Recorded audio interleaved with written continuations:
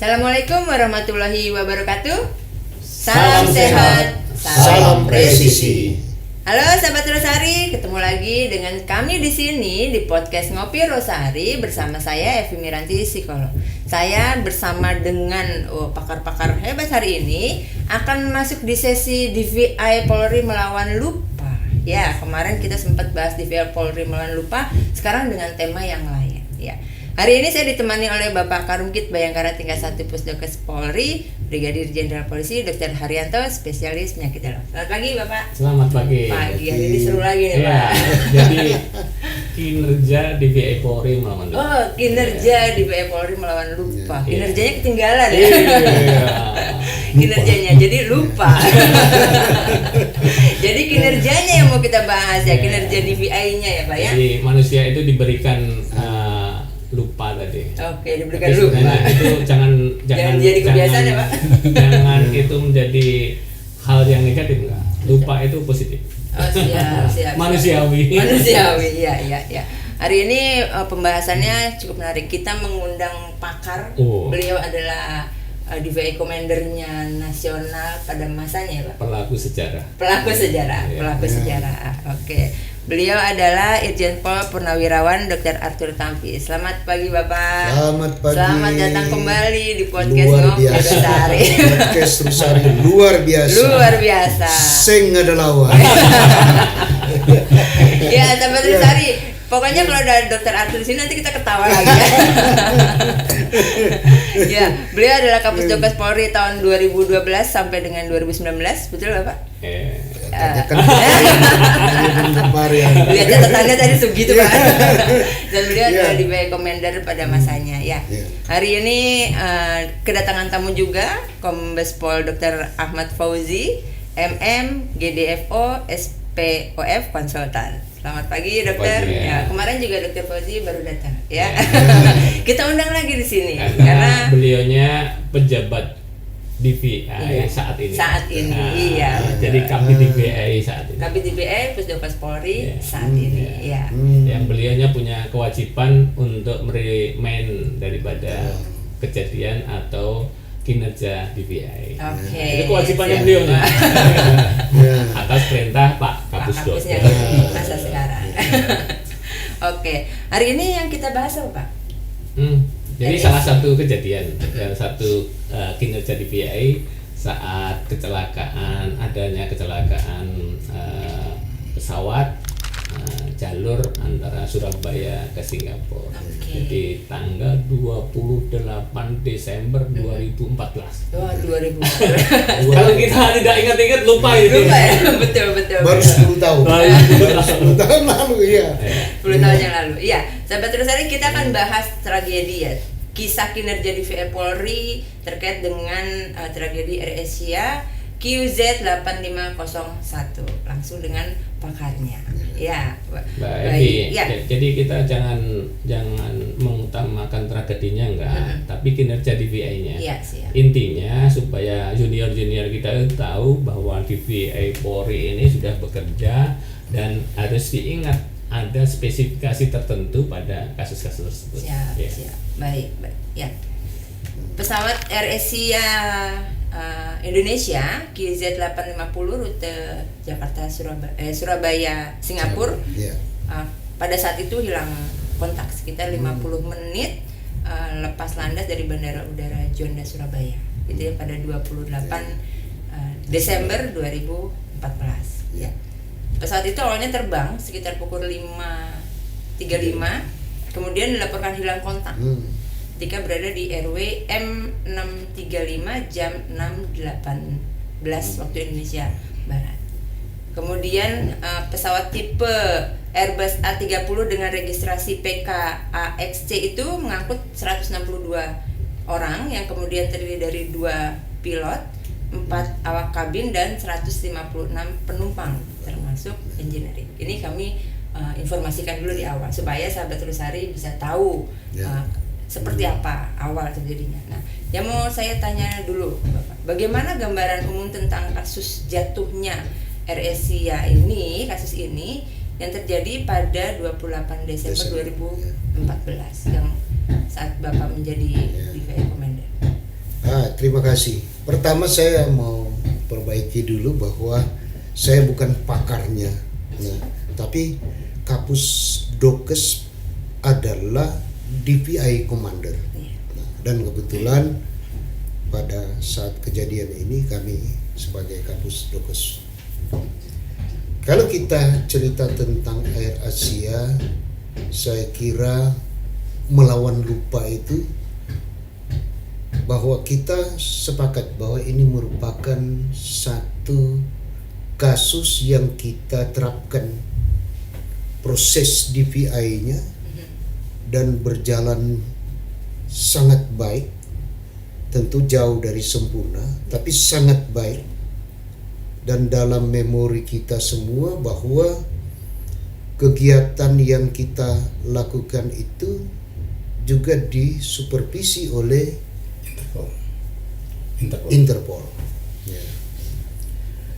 Nah, dalam pikiran saya pada saat itu selaku Kapus Dokes, begitu mendengar berita ada lost kontak pesawat, siapapun Kapus Dokesnya sama saya kira. Ya. Dia selalu akan langsung membuat catatan-catatan apa yang mesti dia lakukan. Yang pertama dalam pikiran saya pada saat itu adalah sebagaimana tupoksi kita adalah proses identifikasinya. Itu yang paling nomor satu. Pekerjaan yang pada saat itu banyak yang tidak mau. Kita paham, banyak yang tidak mau melaksanakan itu. Tapi kita sudah punya komitmen dan kita juga memang sudah punya kemauan besar untuk mengembangkan kemampuan Dokes Polri di dalam bidang DPI. Nah, itu makanya saya langsung menindaklanjuti informasi ini dengan membuat perencanaan. Nah, tentunya Kapus Dokes itu sudah ketika ada ada suatu disaster itu yang selalu dia pikirkan mana Kabid Dopolnya. Pada saat itu Kabid Dopolnya Bang Anton Castellani. Saya langsung bertanya, "Bang, abang ada di mana?" "Ada perintah, Pak." Kita ke kantor, kita ngobrol-ngobrol. Kita bikin perencanaan di situ. Personilnya bagaimana, ya. Sambil kita juga monitor itu bagaimana perkembangan situasi di lapangan. Ya, akhirnya kan kita dapat berita bahwa posisi pesawat itu ada di perairan Pangkalan Bun. Ya, itu perairan dangkal sebetulnya. Ya, pada saat itu. Ya. Maka kita coba membuat rencana, ya. Proses identifikasi itu mau dilaksanakan di mana? Ini kan selalu jadi persoalan. Ya. Tentunya juga kita berpikir untuk proses identifikasi mengenai sarana dan prasarana yang ada di sana. SDM yang mumpuni, yang bisa mendukung tim DPI ini melaksanakan proses identifikasi. Di sana ada itu kabupaten itu ya? Di Pangkalan Bun. Jadi itu ada rumah sakitnya. Ya, ada rumah sakit daerah. Saya lupa. Ya. Nah, kita coba membangun komunikasi pertama dengan Kabid Dokes Jawa Timur pada saat itu, sahabat kita yang juga memang ya kita anggap bahwa dia punya kapabilitas yang cukup untuk menangani kasus yang seperti ini. Ya, sekarang Jenderal Budiono, ya, pada saat itu beliau Kabid Dokes di Polda Jawa Timur. Dan kemudian kita coba membangun komunikasi dengan pihak rumah sakit umum yang ada di Pangkalan Bun. Nah, dari situ kita dapat gambaran kalau proses identifikasi dilaksanakan di sana itu memang ya kita perlu kerja keras, perlu upaya yang lebih besar untuk bisa melaksanakan proses identifikasi ini sebaik mungkin. Ya. Tapi nanti dalam perjalanan proses ini ya baru kita kembangkan lagi apa yang sudah kita bicarakan. Ya. Ini melawan lupa ya. Ah. Ya coba mengingat itu ya. Luar biasa. Kayaknya ada perkembangan situasi kondisi. Nanti ada keputusan berikutnya. Karena apa? Tadi yang dikatakan komandan tadi, sebenarnya korban dan keluarga ini banyak yang dari Jawa Timur. Ya, itu dari Surabaya. Ya, itu pertimbangannya yang nanti berikutnya itu yang akhirnya kita memutuskan untuk bagaimana mengupayakan proses identifikasi ini laksanakan Surabaya. Ya, sarana prasarananya, kemudian SDM-nya, kemudian faktor transportasi kemudahannya, ya. Ya, di samping tadi yang disampaikan, itu penumpangnya kan kebanyakan orang dari Surabaya. Ya, yang akan menuju ke Singapura itu. Ya, jadi keluarganya juga banyak di Surabaya. Bagaimana nanti kalau keluarganya mesti kita bawa ke Pangkalan Bun, nanti menginapnya bagaimana, ya tempatnya. Itulah pertimbangan-pertimbangan yang kita menyarankan ke pimpinan supaya kita laksanakan proses identifikasi di Surabaya. Tapi sebenarnya saya ingat sekali komandan. Jadi saat itu saya jadi Kabid Kesmapta.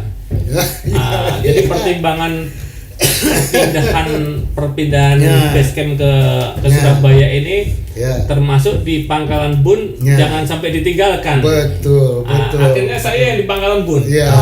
Kenapa seperti itu? Karena itu menjadi transit. Karena dari TKP kemudian harus ke nunggu pesawat yang ke Surabaya, itu harus ditransitkan di rumah sakit umumnya. Saya yang di patok di sana. Ini berarti jadi pelaku juga, Pak. Ini kembali juga sejarah. melawan lupa. Betul. Waktu itu saya sudah mikir begini. Semua kan kita konsentrasikan ke Surabaya. Sekarang Pangkalan Bun siapa? Ternyata ketemu ya, Pak. Gitu. Padahal beliau itu Kabid Kesmapta. Pada saat itu jabatannya Kabid Kesmapta yang sekarang Karo Kespol. Ya sudah panggil Kabid Kesmapta saja. Ya. Karena saya tahu persis kan kapabilitas seorang Kabid Kesmapta itu kan saya tahu persis pada saat itu. Ya itu yang saya bilang. Karena memang besarnya benar dia. Besarnya benar. Jadi semua bisa dia. Sudah beberapa kali menjadi Kabid Dokes. Nah, saya itu selalu berpikir, memahami dan mengamini bahwa seseorang apalagi dia sudah berkali-kali menjadi Kabid Dokes, ya, dia sudah jadi manusia setengah dewa. Apapun dia bisa, ya, tidak semata-mata tupoksi yang dia pahami, ya. Tapi apapun dia bisa seperti ini. Jadi, pada saat itu Kabid Kesmapta, ya kita kan perlu banyak orang yang paham Dopol di Surabaya. Ada Kabid Kesmapta, tolong untuk menjadi leader di Pangkalan Bun. Bukan karena pekerjaannya kecil, hanya mentransit mayat, packing kemudian mengirim ke Surabaya, bukan. Ya. Tapi juga memang dibutuhkan orang yang bisa berkomunikasi baik dengan pejabat setempat. Karena ada suasana psikologis yang sulit pada saat itu. Saya kan sudah survei. Pemda di sana menginginkan proses itu dilaksanakan di sana. Ya. Dengan berbagai argumen, ya saya kira bukan tempatnya untuk saya sampaikan argumennya, tetapi mereka sudah all out juga untuk tetap mesti dilaksanakan di sana. Ya, kita juga memahami kalau dilaksanakan di sana itu tingkat kesulitannya itu luar biasa. Tapi akhirnya bisa kita laksanakan. Cuma melawan lupa, saya terpaksa memilih seorang Kabid Kesmapta ya untuk ada di Pangkalan Bun. Tahu nggak Mbak Evi? Jadi sore itu saya dikabarin. Jadi pagi-pagi sudah harus berangkat. Jadi kita mikirnya udah untuk organisasi langsung. Padahal tupoksinya kan Kabid Kesmapta bukan di sana ya. itu yang saya bilang, kalau kita melaksanakan tupoksi hanya 35% daripada apa yang semua kita laksanakan. 65% itu di luar tupoksi termasuk itu. Taruh di Pangkalan Bun memang enak. Ya pada saat itu ya itulah Baik. melawan lupanya kira-kira. Oke, baik. Ya. Baik. Seru Pak, melawan lupa kita benar-benar mengupas ya. Kita benar-benar mengupas. Ya. Tapi kita harus break dulu ya. Siap. Karena sudah ada peringatan. Nanti kita kembali lagi ya, sahabat Rusari, kembali lagi nanti di Ngopi Rusari. Selamat datang di website Rumah Sakit Bayangkara tingkat 1 Pusdokes Polri. Ini, website Rumah Sakit Bayangkara tingkat 1 Pusdokes Polri hadir dengan informasi terupdate seputar Rumah Sakit Polri dalam mendukung tugas kedokteran kepolisian. Website Rumah Sakit Polri ini memberikan edukasi dan informasi pelayanan kepada pasien untuk meningkatkan kepercayaan pasien berobat di Rumah Sakit Bayangkara tingkat 1 Pusdokes Polri. Semoga dengan wajah baru, website Rumah Sakit Bayangkara tingkat 1 Pusdokes Polri dapat meningkatkan kualitas pelayanan yang presisi dan paripurna. Website ini dapat dikunjungi di rumahsakitpolrikramatjati.com. Ya, sahabat Rusari, kembali lagi di Ngopi Rusari, ngobrol pagi di Rumah Sakit Polri. Pembahasan kita nanti semakin dalam, semakin seru, ketawa lagi ya. Tadi pada saat kejadian itu Pak Karuki ternyata dapat bagian juga. Boleh ditugaskan juga ya untuk menjadi apa tadi Pak istilahnya di Pangkalan Bun itu? Ya, dia sebagai DVI Commander juga di sana. Jadi kita sebagai DVI Commander tapi di Pangkalan Bun ya. Di Pangkalan Bun. Nah, jadi pembahasan kita tadi lagi ngobrol santai, Dr. Fauzi lagi ngapain ya? Pada saat itu. Kita tanya nih sama Dr. Fauzi, Dok, pada saat kejadian itu, dokter pada saat itu sebagai apa dan lagi ngapain dok sebenarnya? Saat itu kan hari libur ya, liburan akhir tahun ya. Oh iya benar-benar. Saya sama keluarga lagi liburan. Cuti kayaknya. Ke Garut waktu itu ya. Oke. Nah kemudian kita kan tetap memantau berita-berita dan ada informasi pesawat jatuh ya. Dipanggil pimpinan untuk segera berangkat ya kita siap untuk jadi mempercepat waktu liburan. Oke, jadi berangkat juga nih. Berangkat juga. Pada saat itu dengan berat hati ya. Oh, dengan senang hati. Senang hati. Ya. Ya, dengan siapnya panjang. Pada saat itu dokter sebagai apa? Waktu itu saya di LKOK ya, Laboratorium Klinik dan Odontologi Kepolisian waktu itu. Jadi staf fungsional di LKOK. Oke. Dan pada kasus tragedi ini peran dokter di sana? Saya sebagai tim pendukung odontologi forensik. Okay. Salah satu metode identifikasi kan lewat gigi. Itu saya berperan di situ. Odontologinya ya. Oke. Ada apa catatan DVI yang bisa diterangkan ke sahabat Rusari terkait dengan tragedi AirAsia ini? Untuk giginya atau seluruhnya? Seluruhnya. Oh seluruhnya, baik.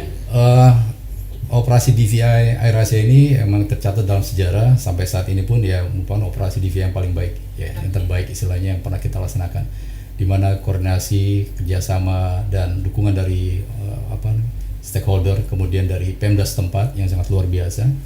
Waktu itu kita lihat Wali Kota Surabaya hampir tiap hari itu Bu Risma mengunjungi kita, memberikan support pada keluarga juga.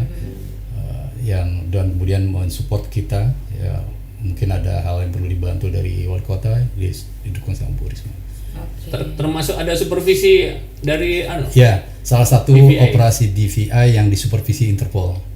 Ya, Pak Simon dari Interpol dari Lyon datang ke kita untuk melihat dan tanggapan mereka sangat luar biasa dan dianggap bahwa kita bisa melakukan operasi DVI yang besar dengan baik menurut penilaian dari Interpol. Itu sangat luar biasa. Jadi kita pernah di Lyon itu, kalau ada paparan tentang DVI itu ya kasus-kasus yang menurut kita ringan-ringan aja. Misalnya ya dengan korban yang tidak terlalu banyak. Kalau ini kan 160 ya. 160-an ya. 62 ya. Itu luar biasa. Luar biasa. Sebagai laboratoriumnya orang DVI internasional. Ya. Kalau tidak salah ada satu kita mesti menghubungi ke dentis di Australia. Ya, untuk korban Ya, apa ya? korban itu dentisnya di Australia itu dari odontologi forensik itu dia komunikasikan seorang dentis di Australia yang pernah menangani salah satu pasien kalau tidak salah. Oke. Ya, pada saat melawan lupa. Iya. Ya. Untuk identifikasi itu ya Pak? Untuk proses Iya. identifikasi Oke, mereka. oke. Ya. Jadi mencari antemortemnya, Iya. data sebelum terjadi kasus atau kecelakaan. Ya. Oke. Berarti kalau dalam kasus seperti ini perannya dari DVI Polri ya, Dokes sendiri dalam penanganan setiap kasusnya ya, itu berarti apa aja? Ya, pertama seperti tadi disampaikan oleh Pak Arthur berkaitan dengan respon terhadap bencana, pasti kita kebagian adalah identifikasinya. Ya, dari situ kita siapkan semuanya. Jadi tahapan-tahapan DVI yang memang sudah baku ya, dari penanganan di TKP, seperti yang TKP-nya kan di Pangkalan Bun. Nah, karena kejadiannya di Pangkalan Bun kemudian operasinya dialihkan di Surabaya, kita butuh tempat namanya temporary body holding area, yaitu di Pangkalan Bun. Nah, kebetulan Pak Dr. Haryanto yang ditempatkan di sana untuk mengemas dan memastikan bahwa barang bukti yang diangkat dari TKP dalam kondisi baik dan layak untuk dikirim ke Surabaya. Nah, itu juga penting juga, karena kalau misalnya penanganan di TKP-nya tidak baik, tidak benar, wah nanti akan menyulitkan fase-fase berikutnya. Fase selanjutnya makin sulit. Ya. Jadi kemudian itu fase 1, kemudian fase 2-nya ya kita melibatkan para ahli. Kebetulan waktu itu kan sebelumnya kita kerjasama internasional di MH17 di Belanda. Jadi teman-teman kita yang ketemu di sana seperti dari Malaysia, dari Uni Emirat Arab dan lain sebagainya, Singapura juga, itu menawarkan diri untuk bergabung bersama kita. Dan kebetulan kan karena tujuannya Singapura dan kemudian mereka mungkin menawarkan diri untuk membantu dan kita open untuk itu. Mereka datang dan lumayan juga, cukup 1 bulan kalau nggak salah mereka di Surabaya itu membantu kerjasama dengan kita, dan itu untuk fase postmortemnya ya. Dan kemudian fase berikutnya antemortem. Nah, di situ kita memiliki layanan yang cukup baik, ya, family assistant di mana disiapkan segala macam, termasuk makannya, tempat penampungan mereka, keluarga yang dari mana-mana itu ditempatkan di satu hotel ya. Kemudian semua dilengkapi, apapun dia minta kita layani, termasuk bantuan konseling, psikolog dan lain sebagainya. Kita kerjasama dengan Himpesi, kemudian Polda setempat juga kita punya psikologi, dari Mabes pun ada, semua kita layani, termasuk layanan kesehatan dan sebagainya. Jadi memang keluarga itu benar-benar terlayani dengan baik. Jadi mudah bagi kita untuk menggali informasi apa yang kita minta. Karena kalau misalnya keluarga tidak siap untuk kita wawancarai antemortemnya, nanti nggak nyambung, mungkin bisa jadi miss. Harusnya mudah teridentifikasi, jadi malah tidak teridentifikasi. Nah, itu di fase 3-nya ya. Kemudian fase 4-nya rekonsiliasi, ya kita mendatangkan sebuah pakar, ahli sidik jari, DNA, gigi, medis. Dan pada saat rekonsiliasi kita juga disupervisi oleh Interpol itu. Kemudian kita juga melibatkan seluruh tim dari bantuan luar negeri. Jadi benar-benar kita rekonsiliasi itu semuanya. Jadi kalau misalnya benar jenazah teridentifikasi, ya disampaikan oleh DB Komando waktu itu Dr. Budiono, tak terbantahkan. Memang ya udah tak terbantahkan. Memang udah penjaringan yang kita lakukan bertahap itu, jadi ya bisa dinyatakan hampir 100% ya benar dia gitu. Jadi Walaupun memang istilah tak terbantahkan pada saat itu di komplek. Jadi pro dan kontra. Itu mutlak itu. Mutlak itu hanya punya Tuhan, bukan punya manusia. Tapi sebenarnya keinginannya untuk menyangatkan bahwa kita serius untuk mengidentifikasi dan hasilnya memang bisa dipertanggungjawabkan. Gitu. Untuk meyakinkan keluarga dan masyarakat bahwa benar loh ini benar keluarga. Cuma bilang katanya tak terbantahkan. Dari saat itu memang kolaborasinya luar biasa ya. Dan kita alhamdulillah punya jejaring yang luar biasa juga. Karena pada intinya DVI ini kan kemanusiaan. Jadi orang punya atensi yang sama terhadap kemanusiaan ini. Bapak, saya mau tanya lagi tadi. Kan ini salah satu operasi DVI yang paling apa tadi bahasanya? Komprehensif, paling bagus ya, paling baik tadi ya, kita gitu ya. Dan tadi Pak Karunggi juga menyampaikan kolaborasi yang luar biasa gitu. Akhirnya menjadikan hasil penanganan DVI-nya bagus gitu. Nah, Bapak sebagai DVI Commander pada saat itu kerjasama dengan pihak-pihak mana saja, Pak? Itu yang akhirnya menjadikan operasi ini menjadi luar biasa loh, gitu, dengan kasus yang begitu besar. Ya, jadi berangkat dari dulu saya punya dalil soal kerjasama ini, ada dalilnya itu ya. Ya, kamu boleh pintar, ya. IQ-mu boleh setinggi langit, tapi ketika kamu tidak bisa membangun kerjasama dengan baik, maka kamu tidak akan pernah mungkin sukses. Ya, itu yang selalu. DVI ini kompleks. Ya. Tadi fase 1, antemortem, ya fase 2, postmortem. Fase 1 ini masyarakat umum luar biasa. Dengan segala macam bentuknya, perangainya, ya, bawaannya itu, ya. Ada yang slow motion, tapi ada juga yang ngangkat kaki di atas meja juga. Kalau cuma ngangkat kaki nggak apa-apa. Kalau lempar kursi juga kita sudah pernah mengalami. Oh iya. Sudah pernah. Gitu. Jadi di fase 2 juga bukan gampang. Itu profesional, ya, para orang-orang yang hebat itu ada di situ semua. Ya. Nah, kaitan dengan ini kita tadi sudah disampaikan, kita disupervisi oleh Interpol, kita dibantu oleh ahli-ahli dari berbagai negara. Kita juga melibatkan pakar-pakar forensik dari semua universitas yang ada di Indonesia pada saat itu. Ingat saya ada. Kita dibantu oleh beliau-beliau para guru besar. Kita dibantu juga oleh khususnya Airlangga ya, dari tim dari Universitas Airlangga di sana itu. Jadi memang luar biasa dukungan daripada profesional. Nah, kemudian kalau pertanyaannya kita berkoordinasi dengan siapa saja, dengan banyak pihak, ya. Terutama instansi-instansi terkait yang punya punya hubungan dengan kejadian ini ya. Pemerintah daerah tentunya ya. Tadi sudah disampaikan bahwa luar biasa seorang wali kota pada saat itu, Bu Risma itu setiap hari ada di situ bersama-sama dengan tim untuk menenangkan masyarakat, mengayomi masyarakat. Adem kita dengan adanya beliau. Ya. Saya ingat betul itu, minta kontainer itu pagi kita ngomong, sore sudah ada. Ya. Tambahan listrik pagi kita ngomong, siang sudah ada. Ya, semua apa yang kita inginkan itu luar biasa ya. Kita juga layak untuk melawan lupa mengapresiasi seorang Bu Risma pada saat itu ya.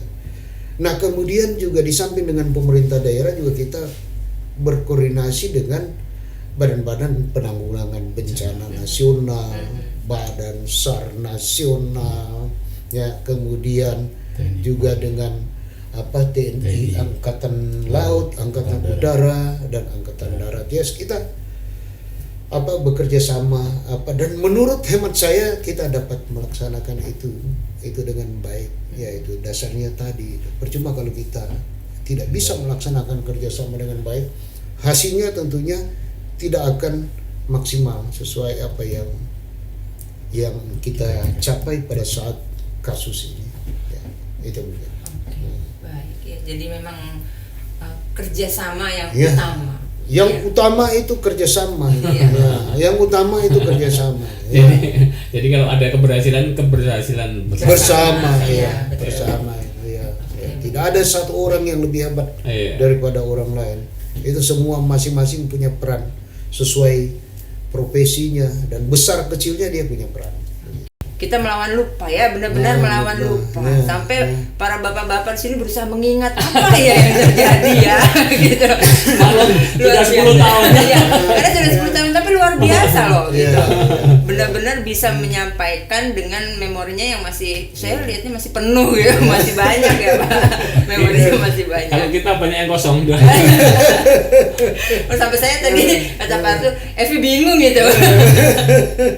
Siap, Bapak sebagai National DVI Commander ya selama masa kepemimpinan, apa saja yang bisa Bapak sampaikan kepada kami sahabat Trisari atau di masa sekarang ya Kapus Dokes di masa yang sekarang, harapan-harapan generasi muda ya gitu. untuk generasi muda Dokes generasi muda Dokes. Baik, terima kasih.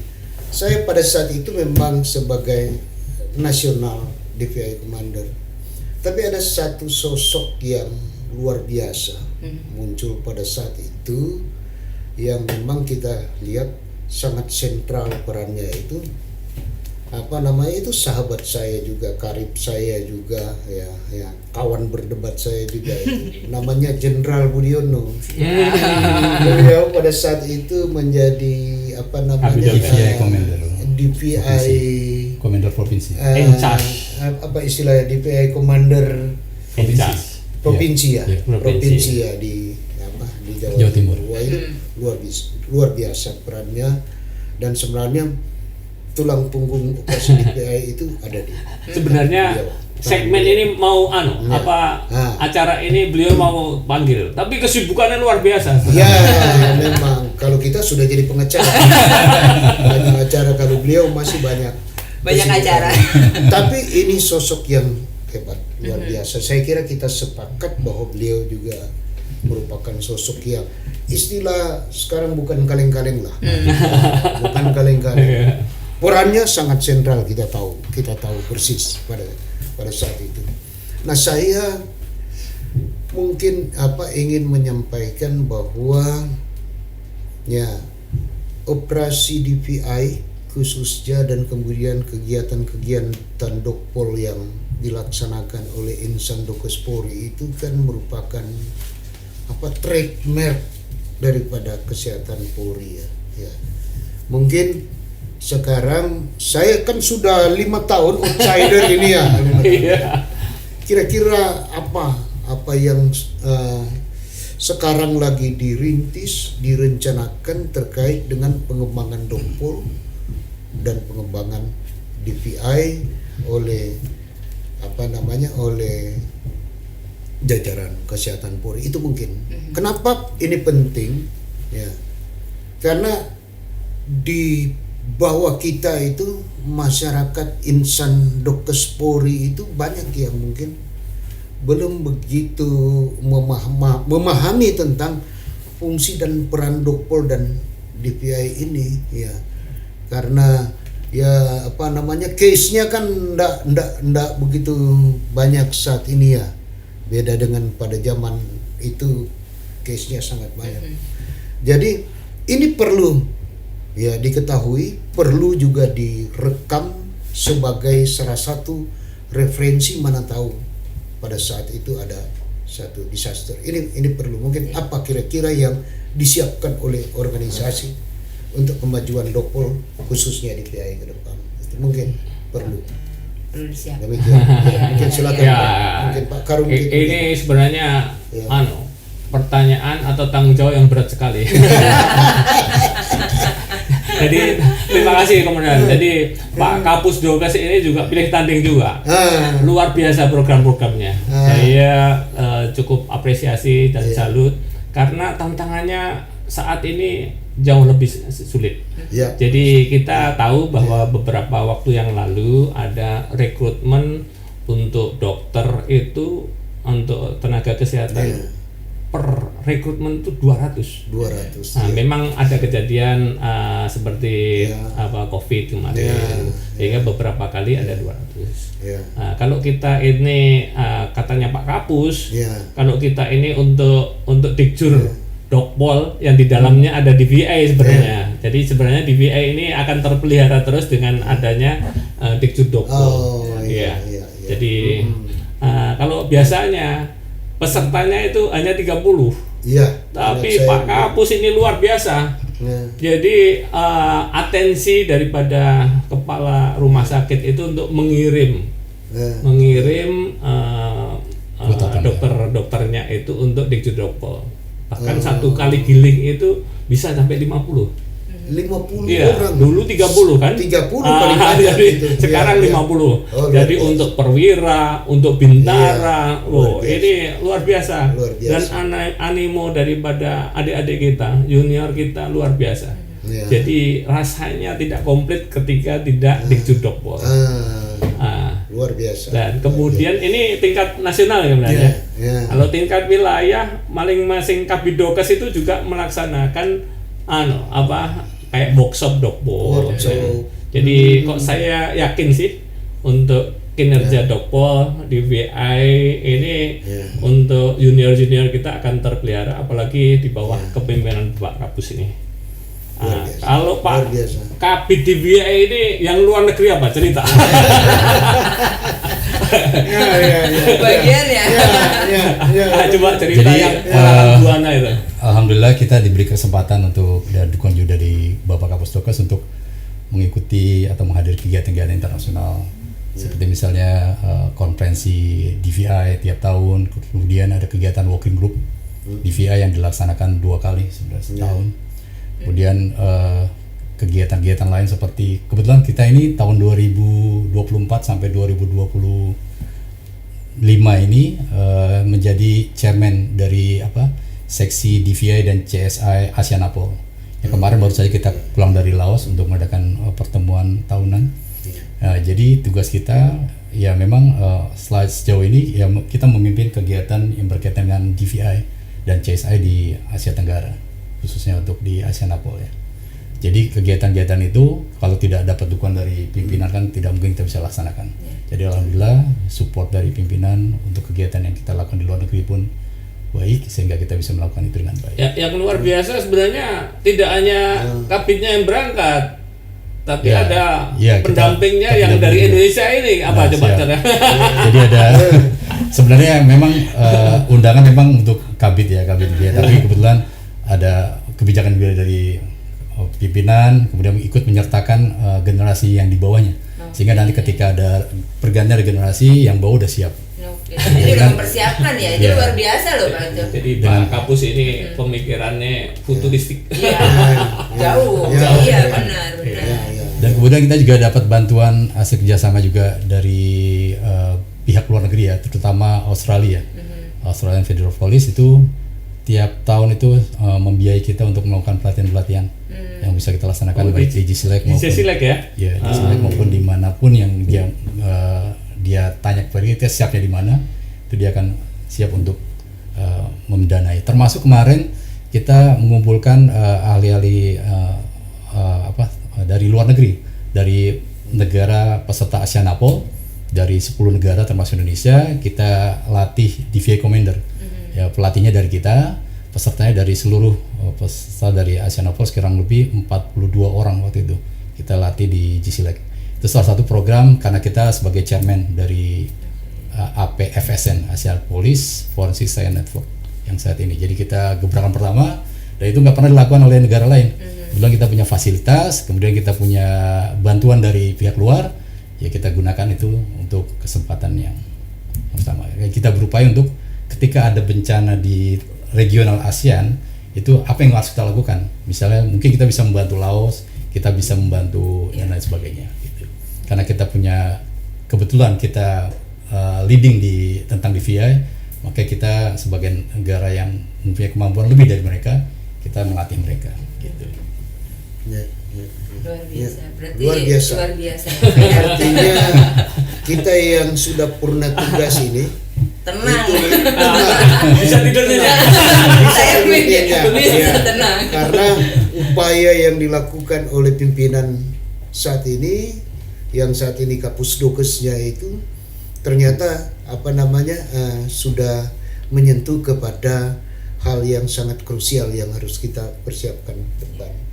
Kemudian juga beliau sudah memberikan jam terbang yang cukup untuk kita go internasional. Saya kira ini juga merupakan modal yang kuat untuk kita bisa optimis lah.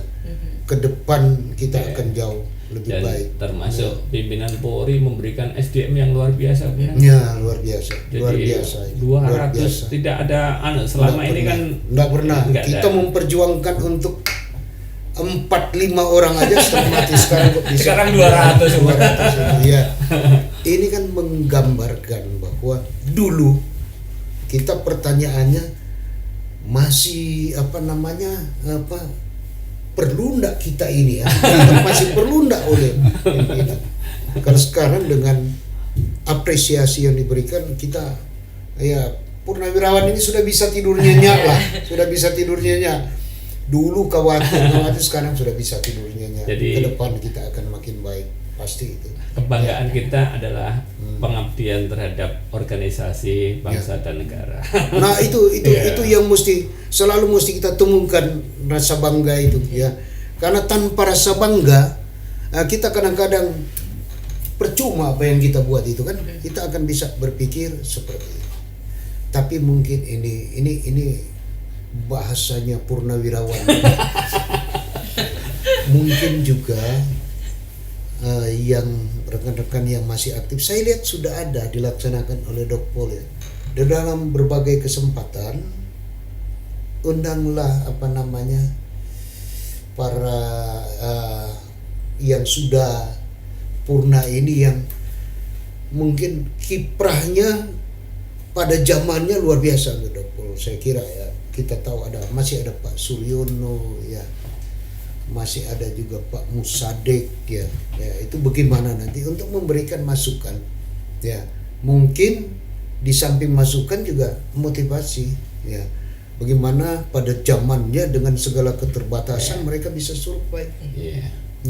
Kalau sekarang ya satu kali terima 200 lebih loh, itu dulu kita nggak pernah punya mimpi untuk itu, nggak berani kita bermimpi seperti itu. Kok bisa dapat sumber SDM sampai ratusan itu. Dan saya dengar banyak spesialis juga yang masuk kan. Ini kan nggak pernah dulu kita mimpi seperti itu, nggak pernah. Nah, kalau sekarang dengan adanya seperti ini kita tidur nyenyak.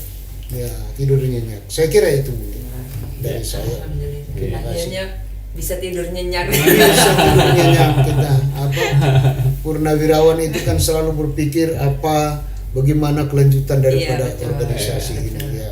Jadi beliaunya itu salah satu senior yang sering telepon, ngasih wejangan. Saya kadang-kadang komandan ini memang kalau senior itu jadi komandan terus. Tapi itu pasti telepon yang ditunggu-tunggu, Pak. Enggak juga. Ya, itu telepon atau ngerecok. Kira-kira begitu. Kadang-kadang komandan ngopi-ngopi aja komandan daripada telepon. Kayak sekarang ya, Pak, ngopi sehari. Jadi tahu nggak kalau telepon komandan itu kadang-kadang saya letakkan sini aja, saya kadang dengar ini. Tapi didengar, Pak. Ya. Dimanapun letaknya. Ini positif dan Positif. Kapan lagi kita bisa tertawa lepas. Iya. Baik, seru banget hari ini ya. Sebenarnya cukup ya, Pak ya.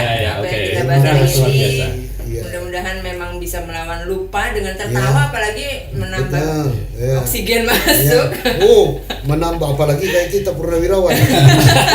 Saya terima kasih bisa diundang di sini ya, bisa berbagi ya, bercengkrama. Ini tentunya luar biasa ya. Jayalah Dokes Polri ya. Baik, terima kasih. Kami purnawirawan selalu tetap setia.